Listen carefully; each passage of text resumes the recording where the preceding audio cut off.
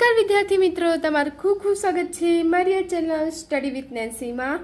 જો હજી સુધી તમે મારી આ ચેનલને સબસ્ક્રાઇબ ન કરી હોય તો જલ્દીથી સબસ્ક્રાઇબ કરજો। આજે આપણે પ્રકરણ નંબર 2 એક ચલ સુરેખ સમીકરણ સ્વાધ્યાય 2.1નો પહેલો દાખલો એટલે કે પાંચમો, છઠ્ઠો અને સાતમો પહેલા પ્રશ્નનો પાંચમો, છઠ્ઠો અને સાતમો દાખલો જોઈશું। તો અહીંયા જો સૂચના આપેલી છે, નીચેના સમીકરણનો ઉકેલ મેળવો અને જવાબ ચકાસો। જે સમીકરણ આપેલું છે એનો ઉકેલ મેળવવાનો છે અને પછી જે જવાબ મળે એને ચકાસવાનો છે। તો જુઓ, એમાં પાંચમો દાખલો આપેલો છે 2x ઓછા 1 બરાબર 14 - x।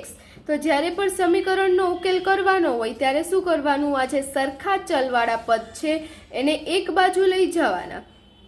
તો અહીંયા તમે જોશો કે આ 2x આ પણ x વાળો પદ છે, આ 2x ને આ x વાળો પદ છે। આ x વાળા પદને આપણે આ બાજુ લઈ આવીએ તો આની આગળ કઈની નિશાની છે? માઇનસની નિશાની છે। એટલે આ જે ડાબી બાજુ આવશે એટલે કઈ નિશાની થઈ જશે? વત્તાની નિશાની, એટલે વત્તા x બરાબર। હવે આપણે 1 ને 14 સાથે લઈ શકશું।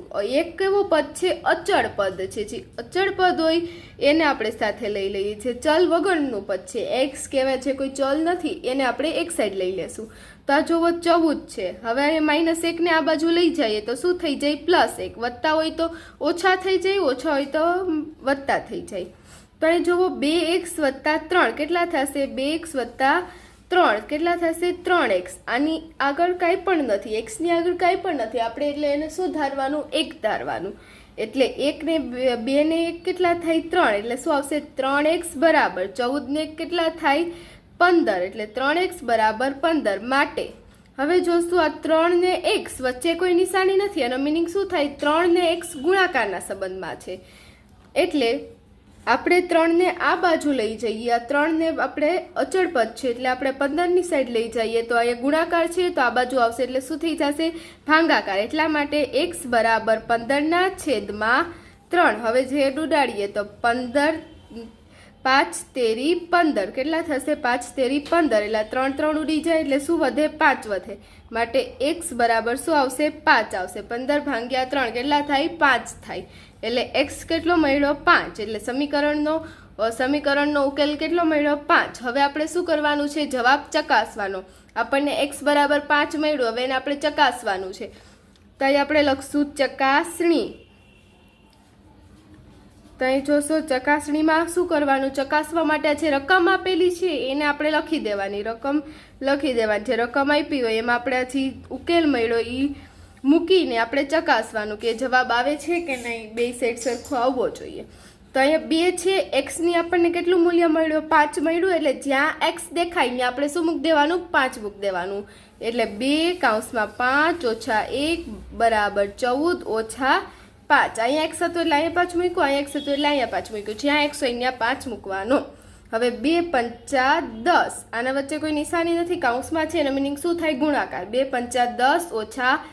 હવે 14 માંથી 5 જાય એટલે 9, માટે 10 માંથી 1 જાય એટલે 9, માટે 9 બરાબર 9 શું આવે છે? 9 બરાબર 9 આવે છે। એટલે ડાબી બાજુ ડાબા બરાબર જબા, ડાબી બાજુ બરાબર જમણી બાજુ। તો અહીં આપણી ચકાસણી પર થઈ ગઈ પાંચમા દાખલાની। હવે જોવો, એવી જ રીતે છઠ્ઠો દાખલો આપેલો છે 8x + 4 બરાબર 3 કૌંસમાં x ઓછા 1 વત્તા 7।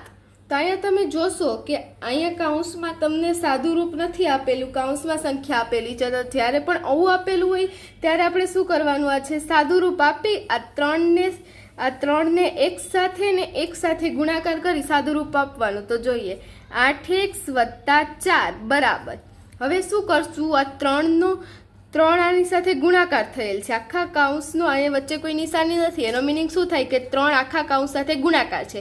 આખા કૌંસ સાથે ગુણાકાર છે એટલે x સાથે પણ 3 લાગશે અને -1 સાથે પણ 3નો ગુણાકાર કરશું આનું સાદું રૂપ આપવા માટે।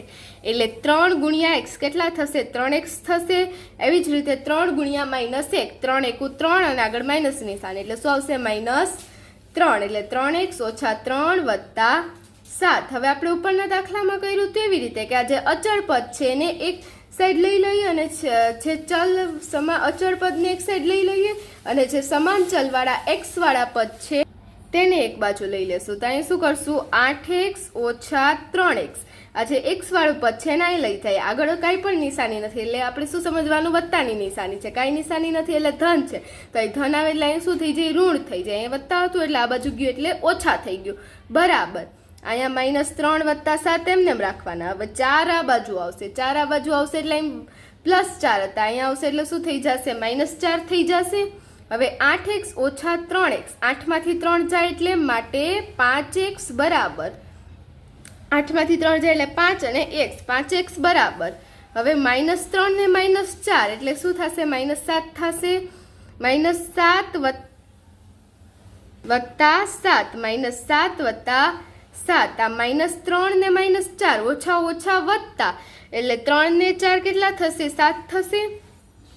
અને આ મોટી સંખ્યા 4 છે એટલે માઇનસની નિશાની એટલે -7 વત્તા 7. તમે પહેલા આનો ઉકેલ લઈ આવો તો પણ ચાલે. તો વત્તા ઓછા ઓછા થાય અને 7 માંથી 3 જાય એટલે 4 વત્તા 4 ઓછા 4 આવે.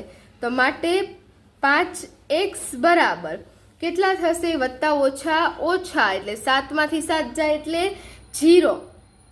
5x બરાબર શું આવશે? 0. માટે હવે આ 5 ને આ બાજુ લઈ જઈએ. અહીંયા ગુણાકારમાં છે, આ બાજુ લઈ જશો એટલે ભાગાકારમાં એટલે x બરાબર 0/5. તો હવે જોશું અહીંયા 0 ભાગ્યા 5. કોઈ પણ સંખ્યાને આપણે 0 સાથે ભાગાકાર કરીએ શું આવે? 0 જવાબ આવે. શું આવે? 0 નો 0 જ આવશે. એટલે 0 ભાગ્યા 5 x બરાબર આપણને શું મળશે? 0 મળશે. હવે આપણે ચકાસણી કરશું. ચકાસણી કરવા માટે શું કરશું? રકમમાં જ આપણે જે રકમ આપેલી છે એમાં 0 મૂકી દેશું x બરાબર લઈને. તો 8x વત્તા 4 બરાબર 3 કૌંસમાં x ઓછા 1 વત્તા 7. આમાં આપણે શું ધ્યાનમાં રાખવાનું? કોપી ટુ કોપી રકમ જ લખવાની. આપણે જે સાદું રૂપ આપ્યું હતું એ નથી લખવાનું. રકમ હતી રકમ લખવાની. હવે જ્યાં જ્યાં x દેખાશે ત્યાં આપણે શું મૂકવાનું? 0 મૂકવાનું.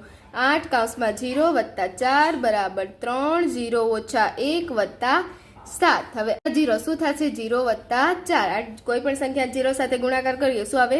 0 જ આવે. વત્તા 4 બરાબર 3 0 ઓછા 1. 0 માંથી 1 જાય એટલે -1. તેને તે જ સંખ્યા આવે. વત્તા 7. હવે 0 વત્તા 4 કેટલા થશે? 4 થશે બરાબર 3 ગુણ્યા -1 એટલે કેટલા થશે? -3 વત્તા 7 એટલે 4 બરાબર. માટે 4 બરાબર કેટલા થશે? વત્તા ઓછા ઓછા 7 માંથી 3 જાય એટલે 4. પણ કેવા? 4 + 4. કેમ કે મોટી સંખ્યા 7 છે. 7 ની આગળ વત્તાની નિશાની છે.